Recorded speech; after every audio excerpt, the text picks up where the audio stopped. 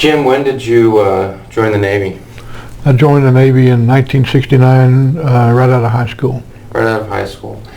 And so you're in that photo there. Which one of those sailors is you? On the right-hand side, second row, second from the right hand. Second from the. So there you're an E3 or a seaman. Correct. There. And what was your job in the Navy? I was an aircraft mechanic and also a flight mechanic later in my career. Okay. And how long was your school? My school was, I believe it was 6 weeks. It was in Millington, Tennessee. And they called it an ADR-A school. So ADR, do you remember what that stands for? You got all those acronyms in the military, but reciprocating engine was the last part of it. I don't remember. Yeah. So why aircraft mechanic? Is that correct? Yeah. Why aircraft mechanic? Why not corpsman or something like that? Well, my dad was an aircraft mechanic for an airline, and so I followed in his footsteps, and I knew that's what I wanted to do. I'd seen him as a kid, being a mechanic. Yeah. You were telling me earlier that the Navy wanted to give you a clerical job or something like that. My MOS, according to their numbers, was supposed to be clerical, and I told them, no, thank you. I'm volunteering, and I don't want to volunteer for that. Yeah. And so they said, well, you had enough. I had enough. I don't know whatever the numbers were, but I could do just about anything, and so aircraft mechanic was my request, and they put me in it. There you go. So the military entrance exam, you took that and scored well enough. Yeah. And if I remember right, this training you got in the Navy as an aircraft mechanic paid off for you. Correct. Through life. What did you do after your time there? After I got out of the Navy, I went to Spartan School of Aeronautics in Tulsa and got an airframe and power plant license. And then I went to work in the airline business for an airline company. And then about 10 years later, I went to work for an aircraft manufacturing company, building airplanes or building airplane parts. So that was your career? So that was my career. Got me through my career and raised my kids. So yeah. Yep. When I was in the Navy, I did radar, and for some reason I didn't. It didn't seem very useful when I wasn't on the ship. Yeah. Let's jump ahead. Well, we can go back and look at this. Now, you served basically at Subic Bay, right? QB Point. Correct. QB Point, which is an aircraft part of Subic, the Subic complex. Yeah. Yeah. Subic Bay, no longer a U.S. possession, went back to Philippine control, I think, in the early 90s. Mm-hmm. Of course, those who visited Subic Bay or worked there will remember this famous bridge. Correct. Over the river that had a certain nickname, which we won't repeat here. Yeah. But you actually lived in town, right? Correct. You lived in the town of Olongapo. Correct. Just what are the things that come to mind when you remember living in Olongapo there in the Philippines? Well, first one is you go across that bridge twice a day, or at least twice a day, going home in the evening and coming in the morning. Yeah. It was always crowded with people that wanted to sell you something or collect funds from you somehow. Yeah. The kids that were in the river were diving for coins, so people would throw coins in the water and mainly centavos, but every once in a while U.S. coins. Sure. Yeah, and you can see the kids there. And this photo, I think, is from about the time you were there. Okay. But this was still going on in the late 80s. Yeah. Late 1980s. That's right. And the water, I mean, it's not a very healthy river there. No, it was very unhealthy. It was, you could see stuff floating through there that you certainly did not want to swim in. Yeah. How did the town of Olongapo change? Put it this way, I only saw Olongapo when my aircraft carrier and accompanying ships pulled in. So like simultaneously 6,000 guys are pouring into the streets of Olongapo. I mean, was there much of a change in the town when, like before a carrier came in and after a carrier came in? Pretty significant. I mean, the population, the bars some of them were even closed. They didn't have any clientele. There wasn't enough, people living in the town to support that many different establishments. Yeah. So they scaled back. Certainly the jitney drivers and the people that were hauling people around, stayed home or worked on their equipment or whatever. So yeah, the population is kind of like Florida in the wintertime. It swells, and then the rest of the year it rescinds back to some normal number. Yeah. Let's look at some of these photos here. Now this is a map, obviously, of Southeast Asia, but let's jump ahead. This is one of the planes you served on? Correct. That was a DC-3, or the Navy called a C-47. Okay. But it was a Douglas DC-3, basically. What was the basic mission of that plane? That smaller plane was just mainly inside the Philippines transporting. We flew twice a day, once in the morning and once in the afternoon, and we would transport people and supplies between Manila, Clark Air Force Base, and QB Point. Oh, okay. So we called it a round robin. We flew in the morning one way, and then the afternoon. So people that had official business in Manila would do that.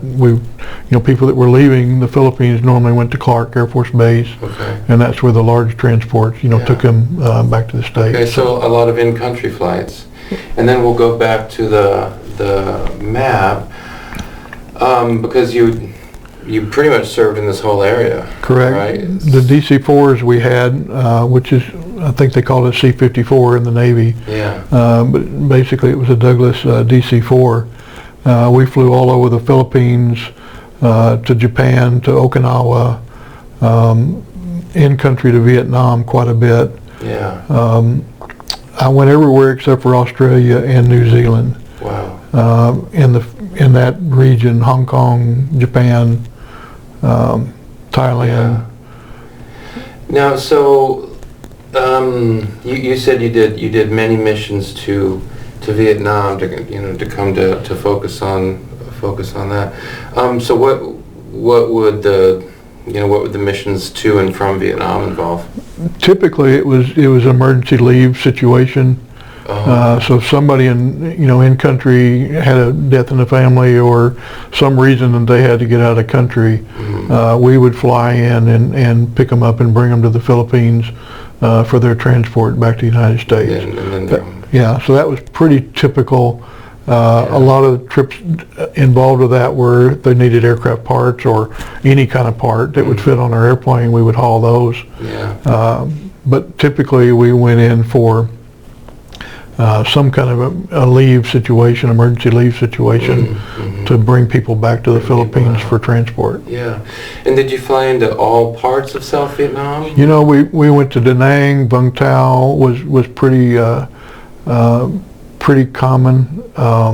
Cam Bay every once in a while. Okay. Saigon as well, Tan Son Nhut? I don't remember. Okay. I don't remember going in there, but my memory's not as good. Yeah. So. Yeah. But Da Nang, you remember, Cam Bay? Yeah, and Vung Tau are the three that kind of remember. Yeah. From your perspective, given your job, and obviously, just from the perspective of the guys in Vietnam who get the word from the Red Cross that you got to go home, what you're doing is very important. So it's a very important mission. Most of the time, are you in and out of Vietnam pretty quick? You fly into Da Nang, pick up your guy, pick up whatever you need to pick up, and you're out? Or sometimes did you stick around for a little while and kind of get a sense of what was going on? Didn't stay very much, unless we had an aircraft manufacturing problem or, couldn't fly out. We stayed in Da Nang a few times. I can't remember the name, Carabel Hotel, I think. Anyway. That was Saigon, I think. Was it Saigon? The Caravel's in Yeah. So I remember that. I remember. You stayed in the Caravel? I think, yeah. Really, in Saigon? I can remember the screens or something, kind of netting on the side of the building to keep the Molotov cocktails or whatever from hitting the side of the building. I can remember that. Yeah, like the metal grating. Yeah. I think they had those on buses as well to prevent kids from throwing hand grenades in the buses and things like that. So I remember that. We didn't do that very often. Like I say, it had to be a mechanical problem. Yeah. We flew in and flew back out. Yeah. Now, so this is a job that's related to the Navy. Of course, I imagine you've got Air Force doing similar, similar work. But let's go back. Why the Navy? Why did you, because you chose the Navy, so why did you choose the Navy, not the Army, Marines, Air Force, Coast Guard? Well, I chose the Navy because I wanted to work with aircraft, and so they had an air wing. Yeah. Also, I didn't want to be in an Army, ground pounder, with an M16 or whatever on the ground in Vietnam. Yeah. This was during the you watched the lotteries for drafting. You saw that on TV a lot, and so you knew your number was probably going to get picked. Yeah. Because Tet Offensive was in '68 and this was 1969, so it was still pretty hot and heavy. Yeah. Did you have friends who were drafted? Yeah, I had a lot of friends. My brothers, a lot of friends that were, well, not my age, but people older than me. My brother's friends, and those people were getting drafted. Yeah. Of course, I was a senior in high school when I joined, so my friends, we weren't, until you turned 18, you weren't even on the list. Right. So you said when we were talking a little bit earlier that you graduated, or even it sounds like you signed up actually. I signed up in January of '69 and then went in May or June of '69. Yeah. So this was kind of a preemptive move on your part that I'm gonna get in the military one way or another, so I want it to be on my terms. Correct. Kind of thing. Flying in and out of Vietnam and just getting a little, obviously you have a general sense of what's going on. Are you glad you made that decision? Well, certainly. Yeah. Yeah, like I say, my chances of being on the ground and being shot at directly were higher, being in the Army. So sure, yeah. Did your plane did you have any? We had a few incidents where bullets had gone through flight controls and those kind of things. When we saw after, especially when we went to Vung Tau, because I guess it was kind of in a bowl or something. We had to kind of fly in circles to come into there, but for the most part, no, it was mechanical issues not related to any other danger. But this one incident the instance you're referring to related to Vung Tau, was this one of these cases where you get off the plane, you look at it, and you see there's some holes there? Yeah. But you weren't aware? No. Wow. Yeah. So that must be a little sobering, right, to realize that somebody was. It put a little bit more of a sense of danger to it and some apprehension. Yeah. So where, just going back to kind of early days, where did you grow up? Grew up in the Dallas area, Irving, Texas. It's just a rural community not rural community. It's a bedroom community to Dallas. It's right in between Dallas and Fort Worth. Right. Yeah. And of course, you went into the Navy '69, and the protests, East Coast, West Coast, Upper Midwest are. You've got the huge protests, and 1968 is such a tough year. How much of that was going on, in Dallas, so far as you remember, in your school? Was there any of that? Was there any of that kind of political turmoil in Dallas? No political turmoil that I remember. You remember seeing stuff on TV that you had seen. Particularly, I remember L.A. stuff and Berkeley stuff. Is my memory, but in school it was you had people that didn't want to go, and you had people that had relatives that had been shot or killed in Vietnam. So it was stark and it was real, but sure. But I don't remember any protest in the Dallas area. Certainly not in my school. When you went into the military in '69. Were you aware personally of guys who'd been? No, I don't remember. I remember some of my brother's friends that I kind of knew.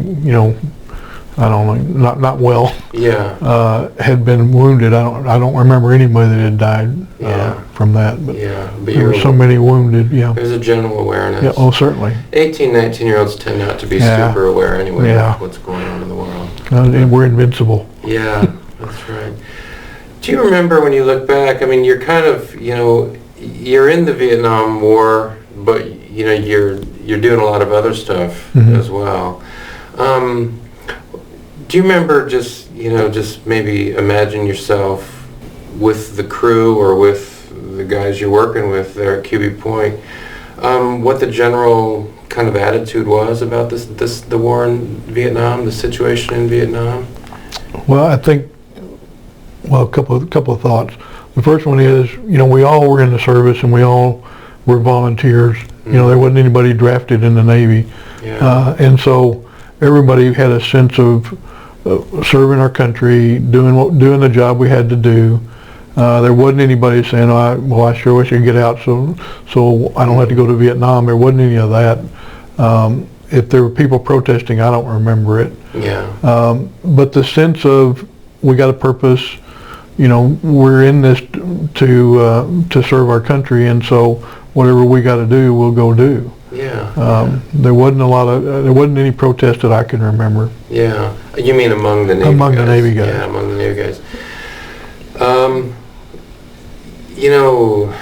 In a way, they're kind of two Vietnam wars, right? You talk to the guys who served in 64, 65, 66, and the war they describe in a lot of ways is similar to the guys who served 69, 70, 71. But that latter part, then you've got more of the drugs. A lot of the sort of the social problems in the States find their way over to Vietnam. Yeah.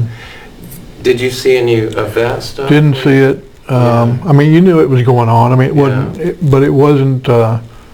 We weren't in country really. We flew in and we flew back out. Yeah. So the stress that those people were trying to alleviate, we did in the bars with beer, with San Miguel and so we were, everybody has their drug of choice. Yeah. So our stress relief was with beer and but I mean, we didn't have the stress that somebody wasn't shooting at us every day, and so. That's right. Yeah. When you look back on the whole war, so there's your experience, your individual experience, and then the whole thing, the Vietnam War. I mean, it's hard to believe we're almost 50 years. Well, I guess this is 50 years since you went into the Navy. Correct. You look back on that period now, kind of the country, the war itself. What thoughts do you have when you look back to that time when you were 19, 20? Well, I mean, I've seen a lot of documentaries since that just kind of tainted me, because I thought we were doing the right thing. I thought we were, ending communism and stopping regimes from taking over but now I find out that, in my opinion now, is that it was more political and more putting our own guy in instead of the person that maybe should have run the place. My opinion is also that we had chances to win that war, and when we did a lot of things to not.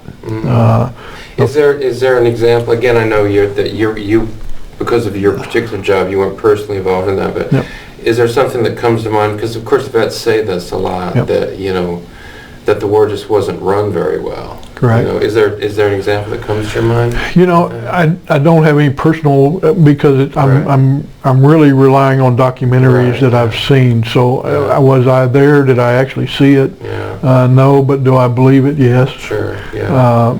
So I mean, just things of the dictators that were there that got removed and another guy put in, and the bringing advisors, and then the advisors say do this and then we don't do that.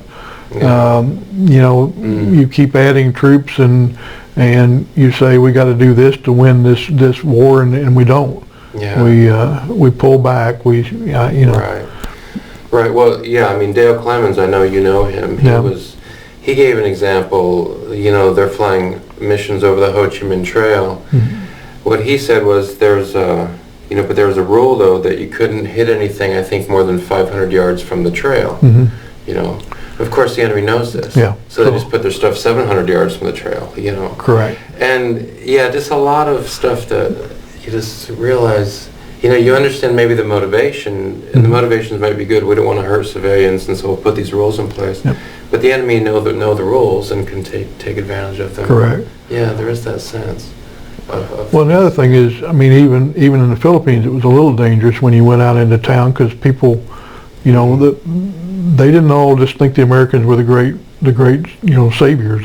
So there was still, some animosity in those towns. But I mean, if you go into Vietnam and someone, carries a loaf of bread and tries to offer it to you, you don't know if they're trying to hand you something that's going to blow up or not. So I mean, it was interesting how the younger the people were that, everybody said cute and cuddly, but they were killing people, and they were I don't know how they gave them the incentive to do that, but it happened. So I think this is one of the toughest things about the war. You don't know who's friend and who's foe. Correct. Yeah. Now, so I mean, there is that difficult aspect. When you look back, though, are you glad you served? I mean, if we could run the tape over again, would you do it again? Yeah, I would do it again. I mean, I think we have freedom because people fought for that freedom, or sacrificed, or maybe not fought, but did a job that was required to support freedom. So yeah, I would do it again. Yeah, and in the long run, communism loses. I mean, Vietnam is clearly in the process of giving it up, and joining the market. Now, you didn't, so because of your job, you're not in country in Vietnam, and so you're not having, some of the experiences other veterans will have. But you did have, one experience that we hear about a lot, although most veterans I ask about said that they didn't personally experience it, but you did, and the experiences of being spit on when you came back to the country. So, first of all, when did that happen? Is this at the end of your active duty? Or? Yeah, I was coming back from the Philippines. Yeah. We had flown back to the United States, and I was in the San Francisco airport. In uniform? In uniform, yeah. Flying. Dress whites? Or? Dress whites. Yeah. Flying. I'd been gone 2 years, got back in the United States. They put us on a commercial flight to get us back to the Dallas area. And I remember the protesters and the signs and people screaming and yelling, baby killers and those kind of things. Wow. This is in San Francisco? In San Francisco, and in the airport. Inside the airport? Correct. Were you with other sailors, or were you by yourself? I think I was by myself. There were other, quite a few people around me, but I was by myself, carrying my sea bag and trying to get on an airplane and go back to Dallas. On the plane itself, so you went from basically picked up a commercial flight in Manila? No, it was a charter. I can't remember, World Airways or somebody charter, DC-8 that flew us to Guam and then Hawaii and then into LA. The flight from Hawaii to LA, was that a commercial flight? Same world, it was charter. Okay, so there weren't a lot of civilians? There were no civilians, it was all military. Okay, yeah, I was going to ask you if you're with a bunch of civilians in the plane, how that went. So here you are in San Francisco, you're in your dress whites, you've got these folks protesting, they're yelling things at you. And then, I mean, one of them just came up to you and spit on you. A guy, I'm guessing. Yeah. Yeah. Do you remember what he looks like? He had a beard like yours. Oh, no. I'm not bringing back bad memories. No, I mean, he had a beard. He had kind of long hair. He was slender, and he was just hate. You could just feel hate. Did he say anything at the same time? I can't remember the exact words. It's like you were part of the baby killers, or the terms. It shocked me so much that. Now, was he taking? Were there others right with him? Yeah, it was a group. They kind of fed off each other a little bit. Yeah. What was your immediate response? Well, a lot of pain. Yeah. A lot of. But you didn't swing. You no, I didn't swing anybody. If somebody's going to be that stupid, I'm not going to join them and do the same thing. Yeah. No, it was just shock, pain. It's a moment you don't forget. I mean, was it a face-to-face thing? Yeah, it was close. it was kind of, he was standing still and I was walking, so it was, So you walked right by him? Yeah, I walked by him and that's when he did it. And you just kept going? Correct. Well, I mean, I turned around and stopped and looked at him, but then I kept going. You locked eyes with him for a second? Oh, yeah. Did he say anything at that point? Nope, that was it. It was almost like trying to get a reaction. Yeah. Were there any civilians around who saw what happened? You know, I don't remember. Did anybody come up to you and say, no, don't worry about those idiots? No, I didn't. I think it was everybody around me was shocked just like I was. Wow. If I could pull that guy into a room and set him down across from you, what would you say today? I mean, he obviously believed in what he did. Yeah. I'm a Christian. I forgive people. Yeah. I don't forget. Sure. You know. My guess, obviously I don't know, my guess would be if he could roll that tape over again, he would have done something different. Don't know. Yeah, there's no way of knowing, but that's my guess. I mean, when you look back on your military service, is that the thing? Is that sort of the we have certain memories that are burned into our memory, and you remember the details. Is that the thing that's no. most? There are other memories that are stronger for you. It came back when I did the original Close Thine Eye video. The documentary. Yeah, the documentary. So it came back from that. You let it go. Yeah, I'd let it go. Oh, that's yeah. Yeah, I don't. Well, that is not a memory I want to keep. Yeah. I mean, I kept it, but sure. But it's I appreciate you telling us about it here, because that is a major storyline of the war, right? Although I don't think it happened to most veterans. I tell my students, but it happened enough so that it's become a storyline. Well, so let's just maybe hear about one or two other memories. Let's actually just go to a photo here. Now, you told me that most of your photos were destroyed in a storm in Florida. Correct. And so we're just looking at the few survivors here. Where was this photo taken? I don't remember the exact town. I was in a motorcycle group in the Philippines. Okay. And we took motorcycles. I bought a 750 Honda in Japan and flew it back to the Philippines. Okay. And so I had a motorcycle in the Philippines, and I was part of a group. Oh. We had a few Filipinos in our group for safety.